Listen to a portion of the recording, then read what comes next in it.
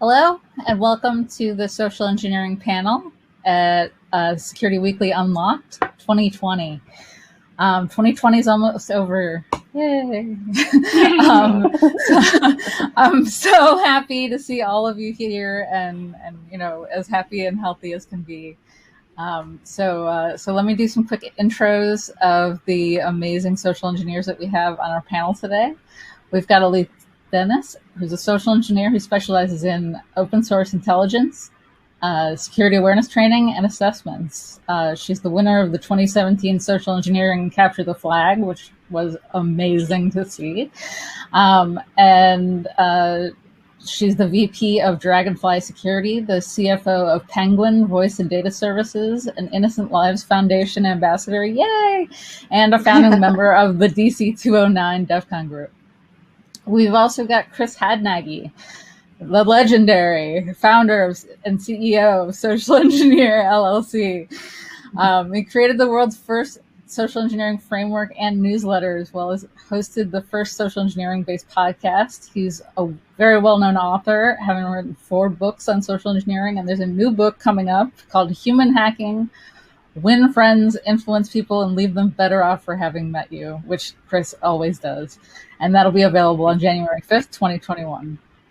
We've also got Marina Savata, who's a Brazilian social engineer whose specialty is physical pen testing and security awareness. She's also an international speaker who legally performs breaking and entering into some of the biggest and most important companies in her country. She organized the largest hacking conference in Latin America and is the founder of Hecate, Inc., which brings cybersecurity and marketing together. And I'm your moderator, April Wright. I'm a privacy advocate, a security architect, and I've been teaching people how to build better security awareness programs and social engineering incident response, or SEIR, and have been teaching that at Black Hat for the last couple of years. I wrote a book called Fixing an Insecure Software Lifecycle.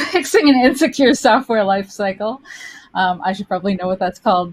Today we are going to discuss how 2020 has changed social engineering for better or worse. So, all that said, we are living in what every single email I get calls unprecedented times or something similar. The first question I have for this group is, how frustrated are you that when someone's wearing a mask, you only get to see half of their facial expressions? And how have you made up for it? Is body language more important now? I mean, as a physical pen tester, I'm not doing physical pen tests anymore for obvious reasons. Not only is not safe for myself, but also not safe for the people around or anything like that.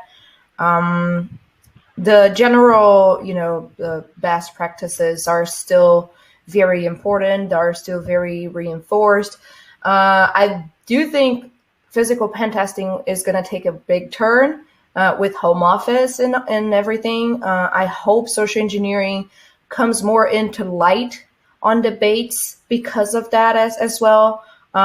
Because breaking and entering a company is a thing, and breaking and entering employees' houses is a completely different thing. I don't think that should be a thing at all. I don't think that could be a thing either. So, yep, physical pen test is going to probably take a big turn.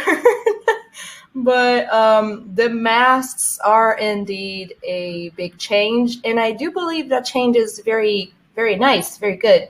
I think social engineering, was in need of a little bit of more of a challenge. It should be nice to study new things and to focus on new techniques as times goes by, even with the masks and all the body language not being, completely entirely new. But I guess now we're going to talk a little bit more about other techniques than just, face reading and micro expressions and all that. Yeah, I've been depending a lot on eye movement and trying to read body language as well. But one of the things that Dragonfly Security did is that we switched to doing, instead of on-sites, we were doing virtually via video conference work from home assessments for clients.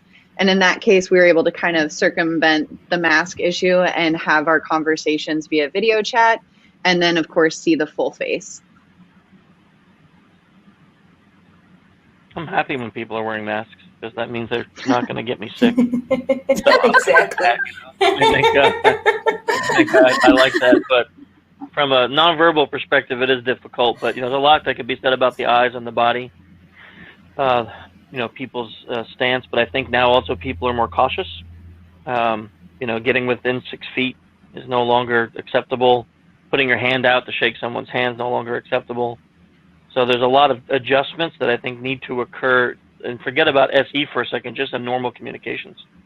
It's a different way that we're going to move forward in society and communicating with people on a whole, which will have to affect social engineering.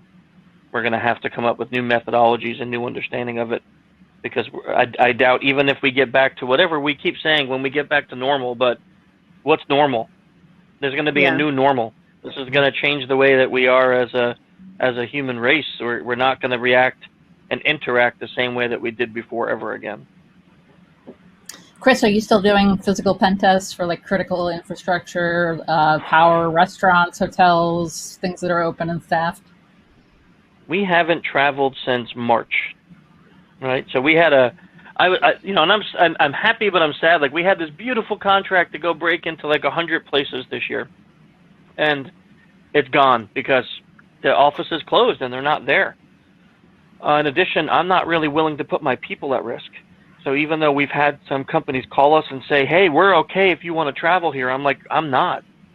I'm not like, money's not worth putting one of my people in a situation where they get sick or they bring a sickness home and give it to one of their babies or their husband or their wife or their grandparents. It's just not.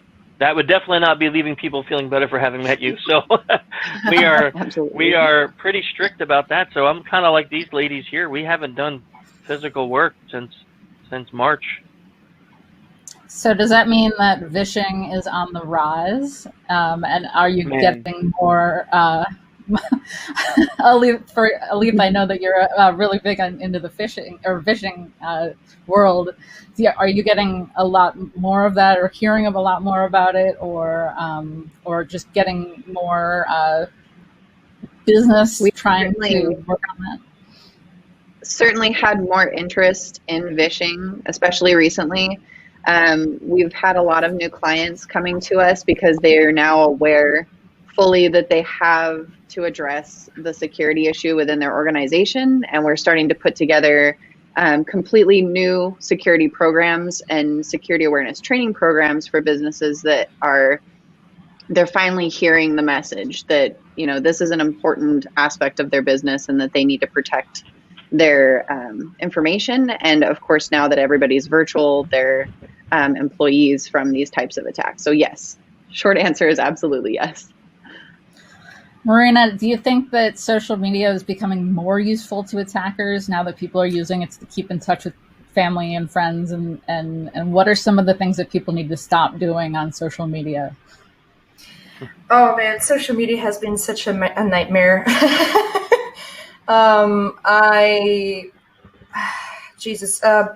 So now people are all moving their business to social media, right?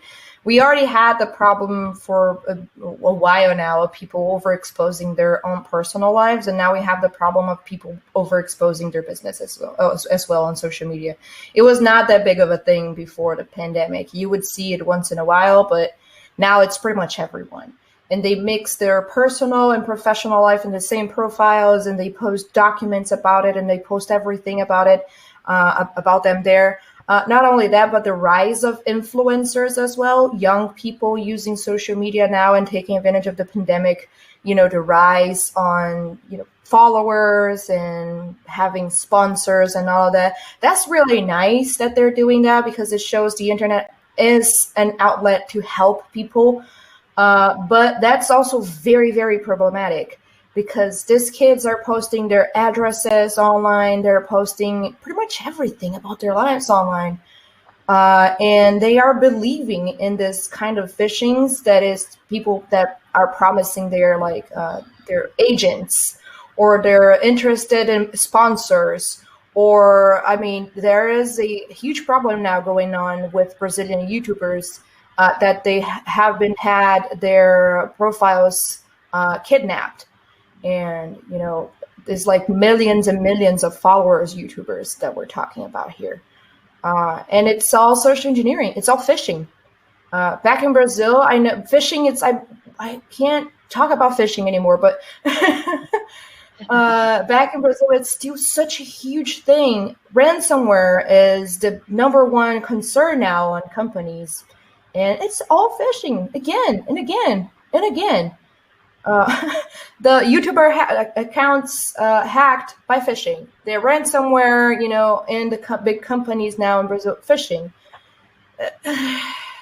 I mean, the outlet is changing. The way people are, interacting with social media is changing, but the attack is still the same. There's nothing that changed. Does that mean that you think that that employees should not list their current employer on like LinkedIn, for example? I think that's kind of a Band-Aid. I think that's not addressing the actual issue, which is the companies are not giving a hoot about their employees' knowledge on security. Like, they're not considering the people that they have as allies. They're considering them just as disposable resources. If we go into any troubles, we can just, put that person on the street and not talk about that issue anymore. Even in the midst of a pandemic where everyone's looking at social media right now, which I think is so crazy. Back in Brazil now, LGPD has come into a big problem now, because LGPD is the Brazilian GDPR. And it only got approved recently. So now companies are starting to pay. And now they're talking a little bit more about phishing and social engineering, but there's still such a long road ahead. So some walls are thinner than others, and people are working from various places that are not necessarily their homes or their offices now. Other than wearing headphones or a headset while you're on a video call or a phone call, what are some OPSEC tips that people should be using to prevent unwanted observation of their calls and meetings and screens and things like that? I would say absolutely make use of all of the security features of the video conferencing platform that you are using. Things like putting in the waiting room option so that you can control who has access to join the meeting, adding passwords to your meeting rooms, not using your personal meeting room number, for example, on Zoom, consistently using a different number. All those things are very important. And then, of course, making sure that you have a background that is neutral and that doesn't give away too much personal information about yourself or company information about the hardware that you use and software and things like that. And then I would also say that it's very important, again, with social media to have those same things in mind when you're posting pictures of your workspace, your desk, your computer from work. I can't tell you how many pictures I have in my reports that are the Starbucks cup sitting in front of the keyboard in the morning with the open desktop. And of course, the SECTF, I think, has done a wonderful job at SE Village to highlight those risks on social media, because that's exactly what all the contestants get to do, is find everything that they can on social media and out there in the wild about these target companies. But yes, for video conferencing, just being mindful of what's in the shot with you, and then using the platform's built-in security options to make sure that your room is secure, and then limiting who's allowed to present in your meeting as well can be helpful. There is also a very big problem that I've been seeing, and I've been giving tips to a lot of people that do video calls with me is that they share their entire screen. They don't share just one tab, or they don't share, just this one service that they need to show me. They show me everything. They show me their bookmarks, their favorites, the links that they have there. They open their email accidentally. They show me their desktop with like sheets and all of their things they should not be saving on their desktop. And I can see it all. So other people can also see that. That's like number one. And the second one that I've been seeing the most is people who are on meetings and they take screenshots of the entire screen and post the entire screen with the link and all. And also they record the backstage of lives. So they record everything they are seeing in their screens, and they post on social media with all the links. And again, everything that's on the desktop, and internal information about the call, and all of that. I can't tell you how many times I have found unauthorized applications that way running on people's desktops at work. Yep. So, Chris, you are good friends with Michael Basil, and I am a huge fan of the privacy workbooks and other things. Do you think it's worth going through all of those people search sites and trying to opt out? And whatever your answer to that is, what should people be doing to try to keep their personal info personal? Yeah, I don't think there's much value in that because of the way that we operate, especially in this country, right? I mean, you buy a house, you have a baby, you get married, everything's public. It's in a newspaper. You have to set up, special accounts, so that doesn't happen. So I don't really feel that going through all those sites is as useful. I don't mean that don't do it. I still think people can try, but it's not something you should put your hope in. Basil has an interesting way of handling this. He sets up trust funds for everything. He only buys things through private credit cards. He only buys large items like cars and houses through trust funds that aren't like, Basil LLC. It's like, Fluffy Bunnies LLC or something not related to him at all. That's using a UPS box address somewhere in a state he doesn't live. I think that's great, but I think that you can spend a lot of your life trying to protect things that are easier to fix if they get hacked, right? So I can't, we once had this conversation on my podcast with Michael, and he was saying how he has this account on privacy that he will use a one-time credit card number to buy something on Amazon. And I'm like, holy crap, I'm like an Amazon junkie. If Amazon was crack, I would be living in the street somewhere, as a bum. I use Amazon for everything. I mean, there is a stream of FedEx and UPS people outside my door right now with conveyor belts and boxes. That's how much I order on Amazon. That's the terrible. thing going on right now. Bezos is rich because of me, right? I mean, it's seriously.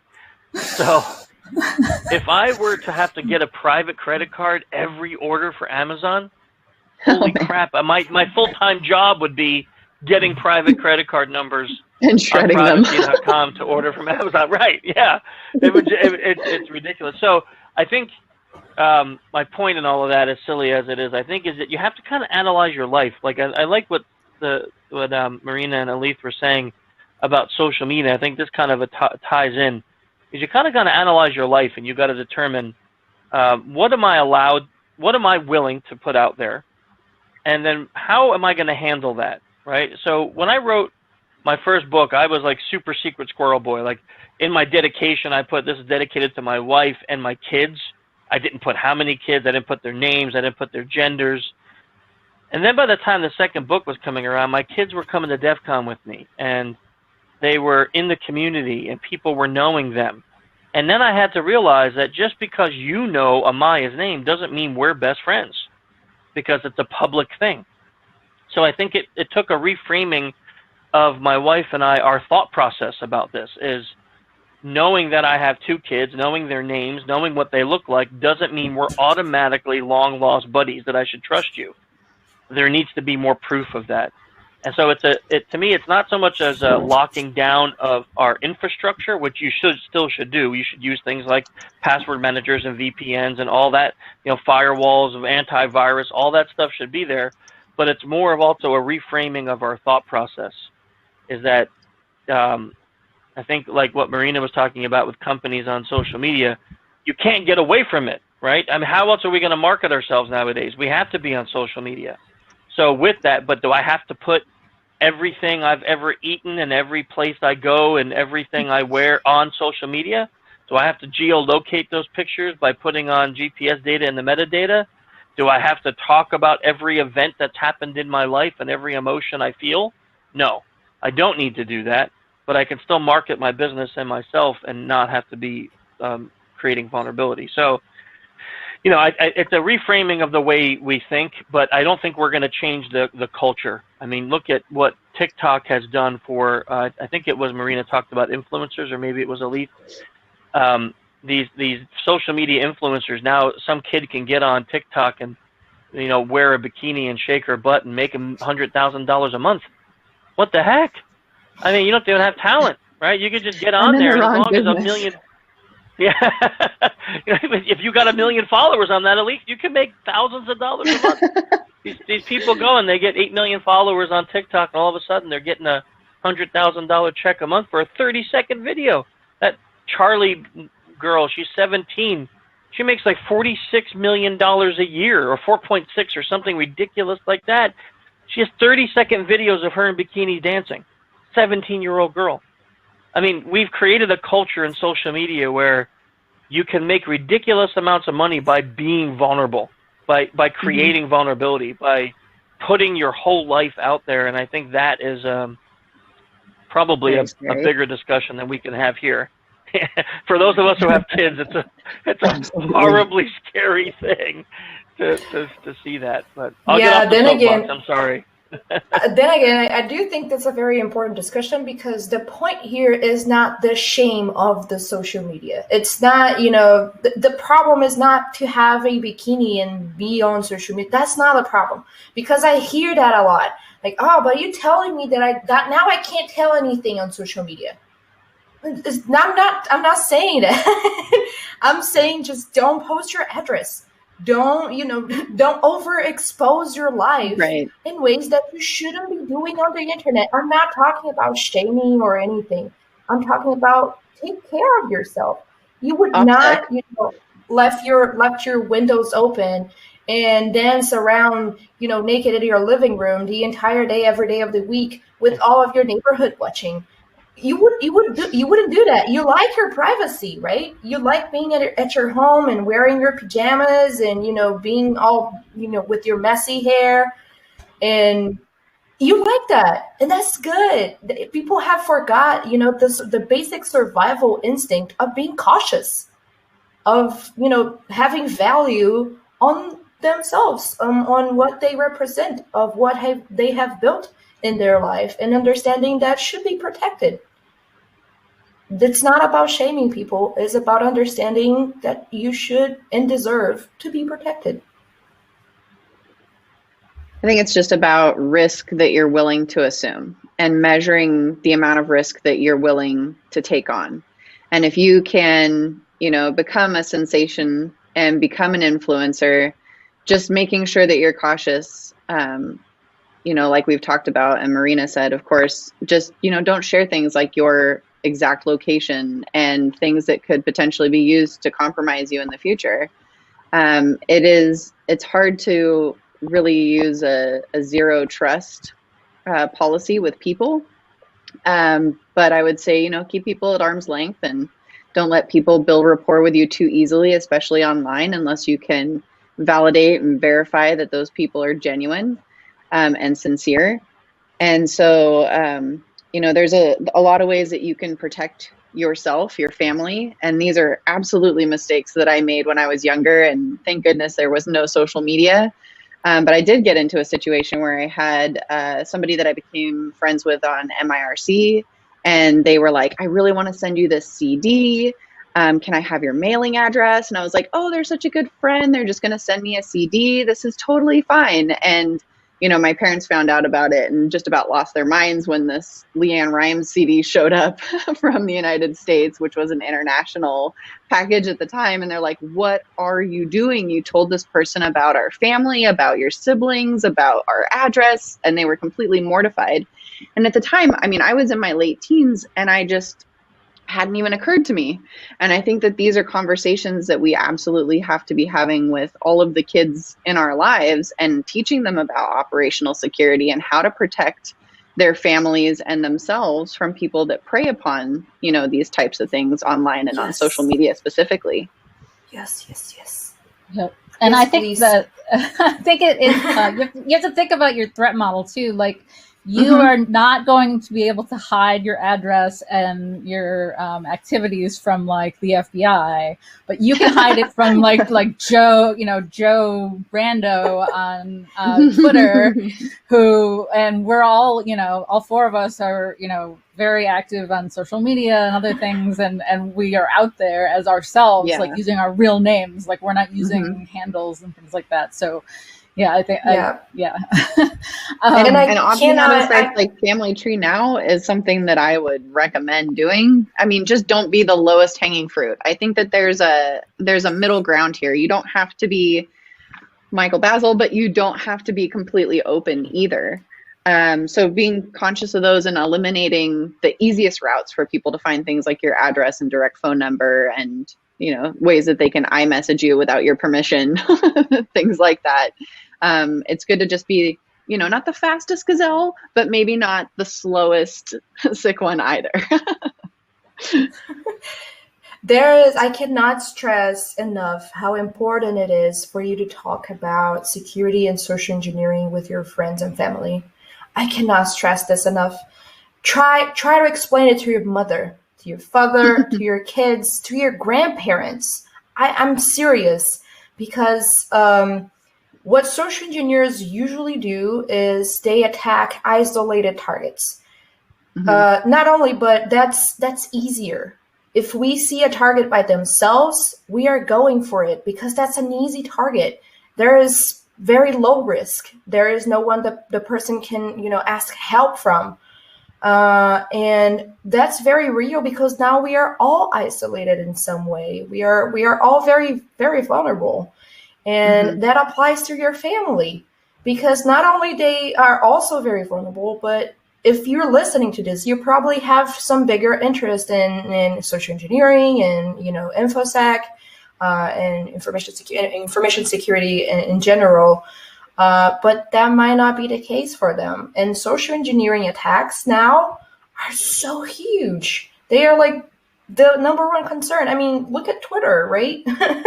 Look at their size, look at their budget, and they got hit. Imagine your own family. And, you know, there is no reason why you shouldn't be talking about that with them. Communicate. That's very important. That's a really great point. And it is absolutely true about isolated targets. My husband's grandmother, who lives alone, was recently a target of a phone scam that claimed that one of her grandchildren, who was a grown adult, had been in an accident and was in the hospital, and they needed funds immediately to be able to perform medical procedures to help them. And so, like you said, I mean, we're talking about, you know, the personal aspects, but we also are focusing on the business aspects of the same issue, and that is that we are all isolated. So personally, you know, grandparents are at a higher risk because they don't understand a lot of the new technology, and they're more susceptible to believing things like spoofed numbers on caller ID and things like that. But also our remote employees are also very, very vulnerable to these types of attacks, because they can't easily look over the cubicle wall or, you know, get in touch with a manager on the spot and find out if this is a request that is valid and, you know, authentic. So I think that the way that I approach security awareness training specific to social engineering is that I educate the person and I help them protect themselves personally, and then know that they will be able to apply those practices in their work and professional lives as well. Because if they understand the what's in it for me and how to protect their own assets, their, their own financial, their own, money, but also their personal lives and families and children, then if they can think that way about their own things that they care about, then they'll be more likely to care about their employer's, financial assets and company things as well. I could not agree more. We're almost out of time, so I have one more question, Chris. As an employer and with a lot of people out of work right now, people are sharing resumes, entering their personal information into job sites, things like that. How do people get their info out there without compromising themselves? I think it, like, this whole thing just ties in, right? I don't think there's a way to do it, right? I think you have to, when you want to expand, you have to have some vulnerability, right? You can think of this in almost any physical element. If you want to get stronger, you're going to have to break down your present muscle. If you want to lose weight, you're going to have to restrict your calories. If you want to, run faster, you're going to have to practice that and expand it. I think if you want to get a new job, you're going to have to put yourself out there, and there's vulnerability with that.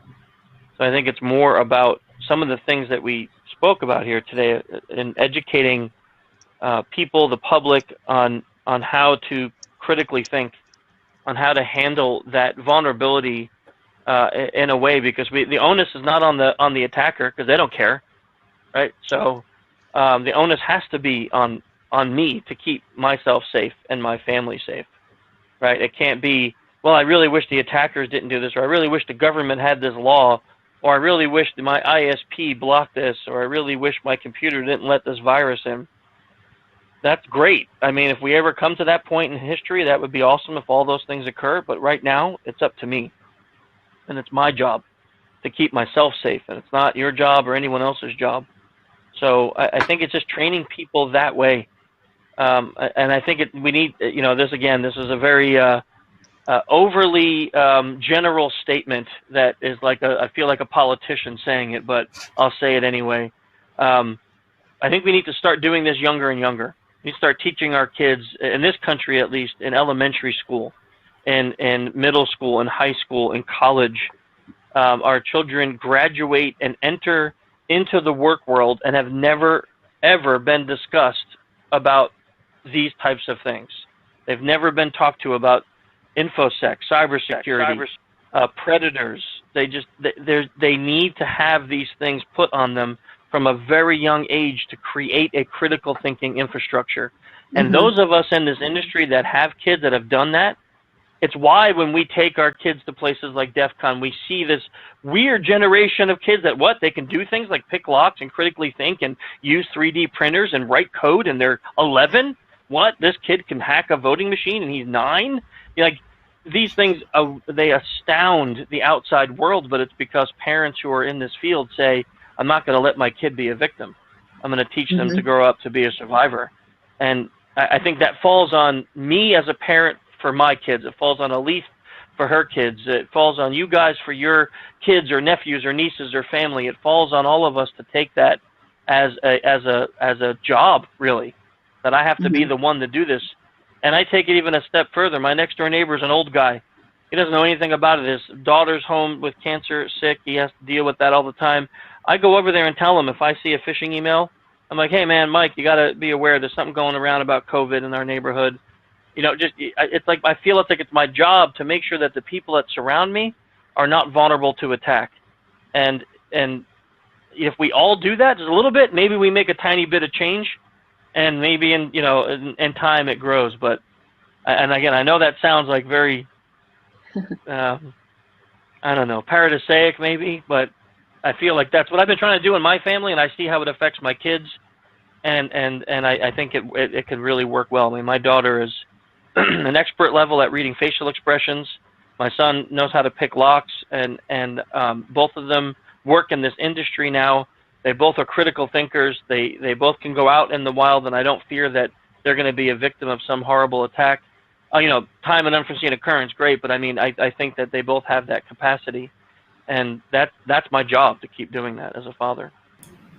I couldn't agree more. I absolutely Amen. agree with everything that you said.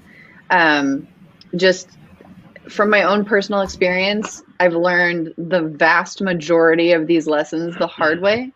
And, if I can prevent my kids, my family, my friends from having to learn these lessons the hard way and save them from a lot of terrible relationships along the way, then I think that's something that I can do for them that is, you can't put a value on it, because, being duped by significant others and being manipulated by people in general, both professionally and personally, teaching kids about social engineering and how people online can use social engineering tactics against them and manipulate them psychologically.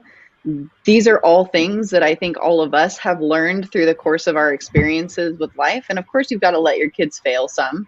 But giving them the tools to identify those things early on is going to protect them not only from a social engineering attack perspective, but also just in life in general. They'll be better communicators. They'll have better relationships. They'll have more meaningful friendships, more meaningful, significant relationships in their lives as they grow older, and they'll know how to identify and size people up basically as they meet them. So that I don't think that you can place a value on, and it is absolutely a charge that I accept with respect to my kids specifically and people that I know as well. Yeah, I think security. Yes. I really, really cannot describe the feeling of having my 70-year-old mother talking about Edward Snowden and Stuxnet and making me very important questions about it, and my older aunt talking about Tor with me. So do have that conversations with your family. It's so worth it, even if they don't completely understand. But that's how you ended up where you are now, Marina. Like, think about where you are in life. It's probably because your mom and your aunt and had those conversations and made you think about this, and you grew up thinking about this. Actually, it was the other way around. They had no clue, but I talk about it so much. I insist on it so much on every time the family is uniting, and having lunch or whatever, that at some point it worked. They actually started talking about it. And I was like, yes, this is it. We are doing, people. We are doing it. Yeah, I think security takes a village, and that's